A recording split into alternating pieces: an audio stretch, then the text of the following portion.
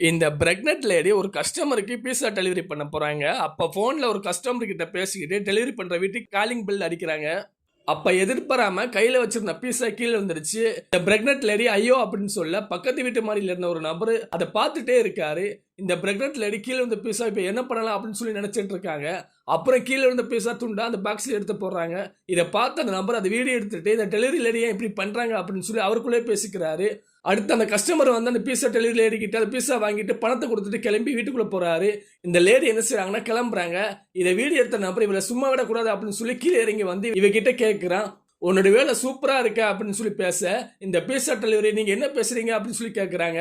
அப்பதான் இந்த நபர் கோவமா பேசுறான். நீ கொண்டு வந்த பீஸா கீழே விழுந்துருச்சு, அதை எடுத்து பாக்ஸ்ல போட்டு அந்த கஸ்டமரை கொடுக்குறா, இதெல்லாம் என்கிட்ட வீடியோ இருக்கு அப்படின்னு சொல்றான். இந்த பீஸா டெலிவரி பண்ண வந்த லேடி சொல்றாங்க, சார் தெரியாம ஒரு தவறு நடந்துருச்சு, கீழே இருந்து பீஸா நான் கொண்டு போனேன்னா என்கிட்ட பணம் கேட்பாங்க, நான் ரொம்ப கஷ்டமான குடும்பத்தில் இருக்கேன் சார் அப்படின்னு சொல்ல இவரும் ஓகே நான் எதுவும் சொல்ல மாட்டேன், ஆனா அவர் கொடுத்த 500 ரூபாய் என்கிட்ட கொடு அப்படின்னு சொல்றாங்க.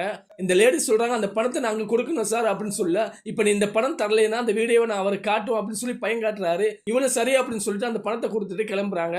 அந்த நேரத்துல யாருக்கு பீஸா டெலிவரி பண்ண வந்தாங்களோ அந்த நபர் இந்த விஷயத்தெல்லாம் கேட்டு டக்குன்னு வந்து நீ அந்த டெலிவரி பண்ணி கிட்ட பணத்தை வாங்கினா அந்த பணத்தை கூட அப்படின்னு சொல்ல இந்த நபர் சொல்றாங்க உங்களுக்கு கொண்டு வந்த பீஸா கீழே வந்துருச்சு சார், அது எங்ககிட்ட வீடியோ இருக்குங்க பாருங்க அப்படின்னு சொல்ல இந்த கஸ்டமர் சொல்றாங்க எனக்கு அந்த விஷயம்லாம் தெரியும், நான் உட்கார்ந்து இருந்தேன் இன்னுமா பீஸா வரல அப்படின்னு சொல்லி சிசிடிவி கேமரா ஆன் பண்ணி பார்த்தேன், நீ அவகிட்ட பேசிட்டு 500 ரூபாய் வாங்கினது எனக்கு தெரியும், உன்னை பார்த்தா பெரிய குடும்பத்திலிருந்து வந்த மாதிரி தெரியுது, ஏன் அவகிட்ட 500 ரூபாய் வாங்கினா உனக்கு தான் அசிங்கமா தெரியலையே அப்படின்னு சொல்லி அந்த நபர் சொல்றாரு. அந்த பணத்தை கொடு அப்படின்னு சொல்ல இவரும் அந்த பணத்தை கொடுத்துட்டு இவகிட்ட மன்னிப்பு கேட்கிறாரு. இவளும் பரவாயில்ல அப்படின்னு சொல்லிட்டு அந்த கஸ்டமர் கிட்ட சாரி சொல்றாங்க.